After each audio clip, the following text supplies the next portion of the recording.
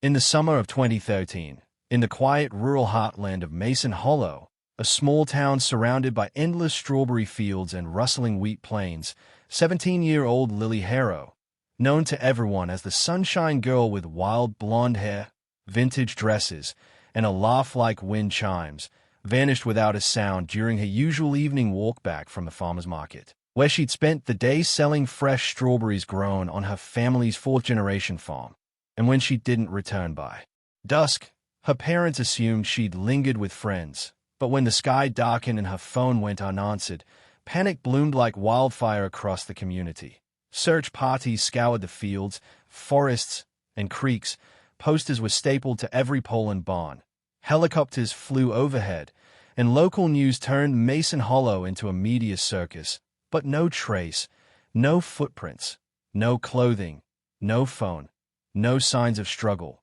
just silence. As if the earth had opened and swallowed her whole. And the only eerie clue was a trail of strawberry baskets left along the dirt path leading toward the edge of an abandoned property fenced off with rusting barbed wire and overgrown weeds. A house everyone avoided. The old Wexler place, untouched since 1981 when it burned partially from an electrical fire and was left to rot, said to be haunted by teens and whispered about by elders, and though it was briefly searched, nothing unusual was found except an old washer full of melted wax and strange scratchings in the cellar door, dismissed by police as animal markings, and the town moved on with heavy hearts, assuming the worst, that Lily had been abducted and taken far away,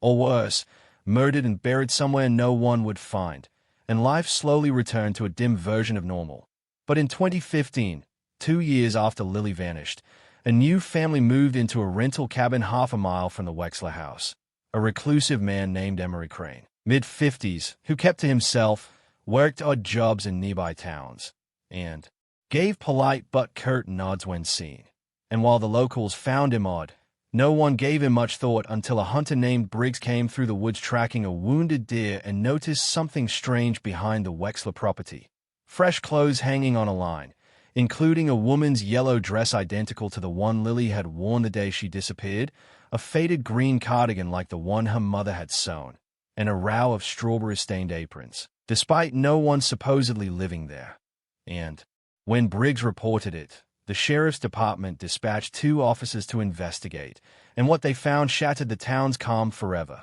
Hidden behind a false wall in the Wexler basement was a concealed stairwell leading to an underground chamber, a makeshift bunker wired with lights powered by car battery, shelves lined with canned goods, a mattress, books, and hundreds of photos of Lily in various stages of daily life, clearly taken without her knowledge, from different angles, different days, compiled like an obsession. And in a locked room they found clothing, trinkets, hairbrushes with strands, lipstick tubes, notes scribbled with her name over and over, and in the farthest corner, a mirror with a photo taped to it, cracked down the middle, and on the wall, claw marks, real human ones, dragged into the plaster. And though Lily wasn't there, DNA confirmed it had been her, and within days, Emery Crane was arrested at his cabin, where more evidence surfaced, journals, written in fractured, erratic handwriting detailing keeping her safe from the noise, mentions of the chosen one of the field,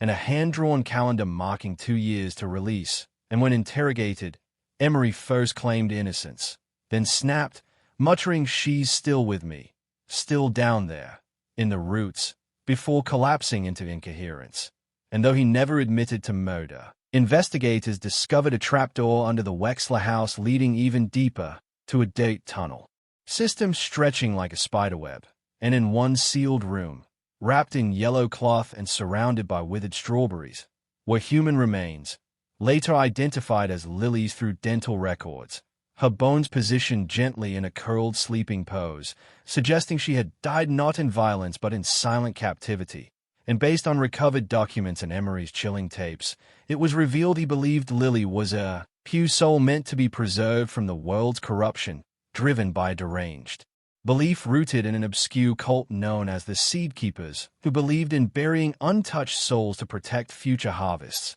And whether Emery was alone or part of a broader group was never confirmed. But after his arrest, the Wexler house was demolished, the land salted, and a memorial erected in Lily's name. And though the town mourned her again, this time with closure, some swore that at sunset, walking past the strawberry rows she once tended, you could still hear the faint hum of her favorite tune, the one she always sang to herself while picking berries, like the wind had decided she was too sweet to ever fully leave.